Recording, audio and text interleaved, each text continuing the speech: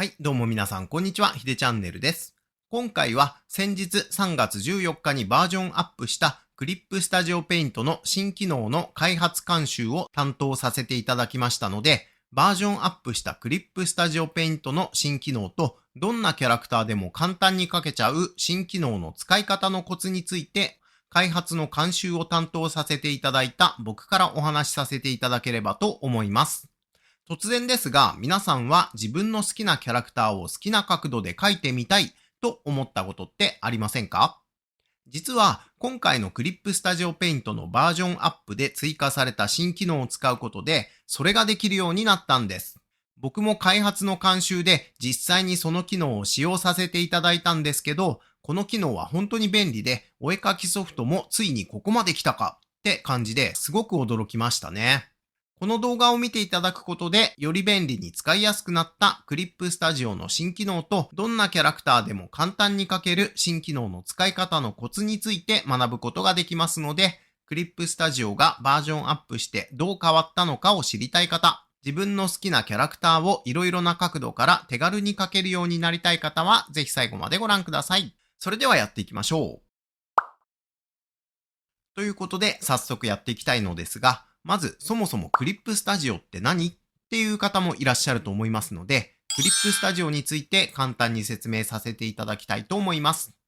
パソコンやスマホなどで使えるお絵かきアプリのクリップスタジオペイントは、世界で2500万人以上が使っている売上ナンバーワン&利用率ナンバーワンのイラスト、漫画、アニメーション制作アプリなんですよね。今や制作現場に欠かせないツールとなっていて、プロの漫画家やイラストレーター、アニメーターが愛用し、たくさんの人気作品がクリップスタジオペイントで制作されていて、クリエイターを育てる様々な学校の教材にもなっています。また、公式の使い方講座はもちろん、それ以外にも様々な素材やツール、お絵描きのコツなどはユーザーが投稿して共有できるので、使い方は無限に広がっているんですよね。そんな圧倒的に便利なお絵描きアプリ、クリップスタジオペイントなんですが、先日3月14日にバージョンアップして、クリップスタジオペイントバージョン 2.0 になりました。皆さん知っていましたか？では、クリップスタジオペイントがバージョンアップしてどのような新機能が追加されたのか掘り下げて見ていきたいと思います。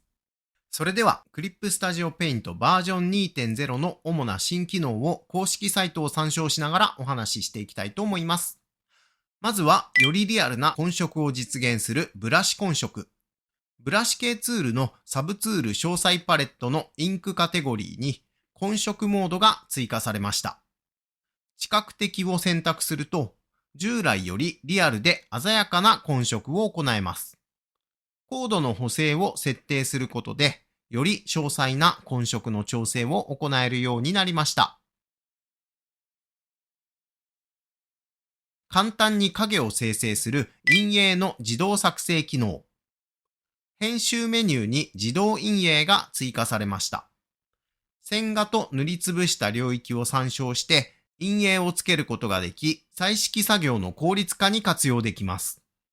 自動陰影では光源の位置、角度、影の色を設定でき、プレビューを見ながら影を調整できちゃいます。キャラクターイラスト作画に活用できるデッサン人形頭部モデル。素材パレットの 3D に頭部が追加されました。頭部の形状や顔のパーツを自由に調整できる 3D 頭部モデルが収録されており、キャラクターイラスト作画の補助として使える機能となっています。カメラで撮影した手のポーズを 3D デッサン人形に反映できるハンドスキャナー。デバイスのカメラを使用して手のポーズを 3D 人形に反映させることができちゃうんです。他にもパース定規が魚眼構図パースに対応したり、歪みツールの効果が複数レイヤーで適用可能になったりと、便利な機能がたくさん増えたクリップスタジオペイントのバージョン 2.0 ですが、そんな中で今回僕はキャラクターイラスト作画に活用できるデッサン人形頭部モデルの開発の監修を担当させていただきましたので、こちらの機能について詳しくご説明していきたいと思います。クリップスタジオペイントバージョン 2.0 からキャラクターイラストを描くときに活用できる 3D 頭部モデルが追加されたんですが、この機能の主な特徴と使い方について見ていきたいと思います。顔をブレンドする。素材パレットから頭部モデルを選択して、キャンバスにドラッグ&ドロップで配置したら、顔をブレンドして好みの顔を作ることができるんですよね。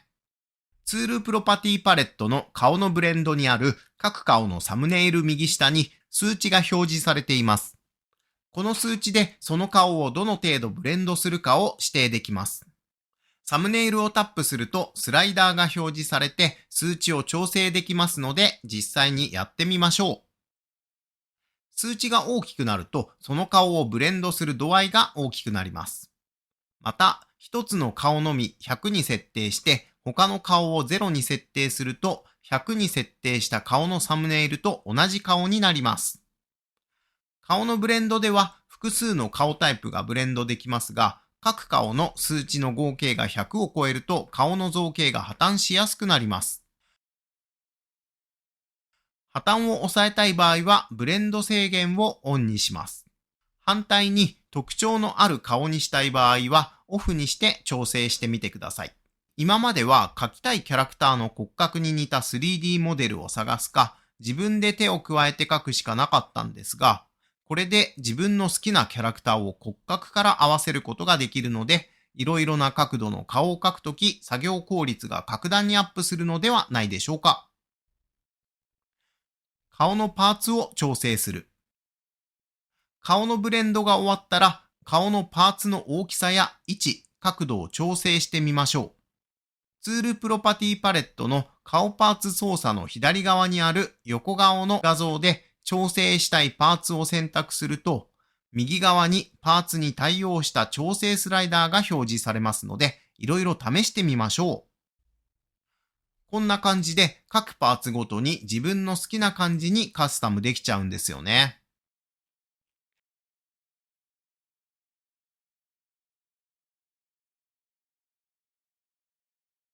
さらに、目、眉、耳など、左右のパーツで異なる調整をしたい場合は、右の顔、左の顔を選択します。片方ずつ調整することで、表情のある顔も描きやすくなりますよね。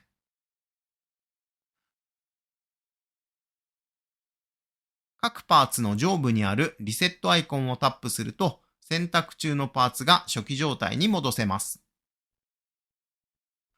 顔の向きを調整する。頭部モデルは初期状態では正面を向いていますが、顔の向きを変えることで動きが出て表情を豊かに見せられます。この機能、僕はとてもいいと思っていて、従来の 3D モデルは首と頭が一緒に動いちゃうので、顔の角度を変えたとき、首の角度は自分で考えて描かないといけなかったのですが、首をまっすぐにしたまま頭だけが動かせるようになったことで、振り向きのポーズや首を傾けたポーズなど、より自然なポーズを作れるようになったのではないでしょうか。丸顔、面長顔にする。顔全体の形を丸顔にしたり、面長顔にしたい場合は、2通りの調整方法があります。1つ目は頭頂部を調整する。顔パーツ操作の頭で頭頂部の大きさや形を調整して、目や眉毛の位置を調整してあげれば、面長な印象の人が作れます。また、頭部全体の横幅、縦幅を調整したい場合は、オブジェクトツールでキャンバス上にある頭部モデルを選択し、表示される拡縮マニピュレーターで調整できます。顔の陰影を調整する。頭部モデルをキャンバスに配置すると、初期状態では正面から光が当たるように設定されていますが、陰影を調整したい場合は、ツールプロパティパレットの光源にある円をドラッグして、光の向きを変えることができます。カスタマイズした頭部モデルの設定を保存したい場合は、頭部モデル下部に表示される 3D ランチャーの右端、素材パレットに頭部モデルを登録するをタップすると、素材のプロパティダイアログが表示されます。素材名、素材の保存先を入力して登録します。たくさんのカスタマイズした頭部モデルを作る場合は、作品名やキャラクター名でタグ付けをしておくと使いたい頭部モデルを検索して呼び出すこともできるので迷わずに済みそうですね。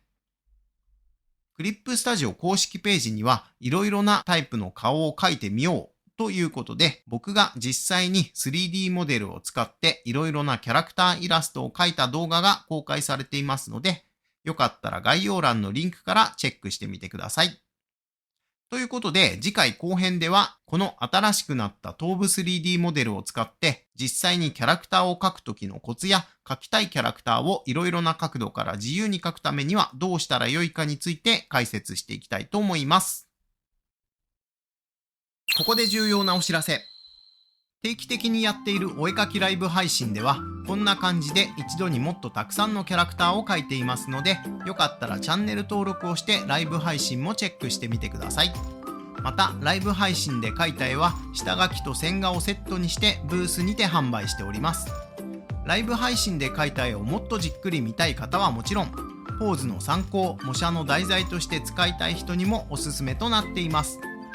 早期購入特典としてクリップスタジオ形式のデータもダウンロードできちゃいますので、興味がある方は概要欄のリンクからお早めにどうぞ。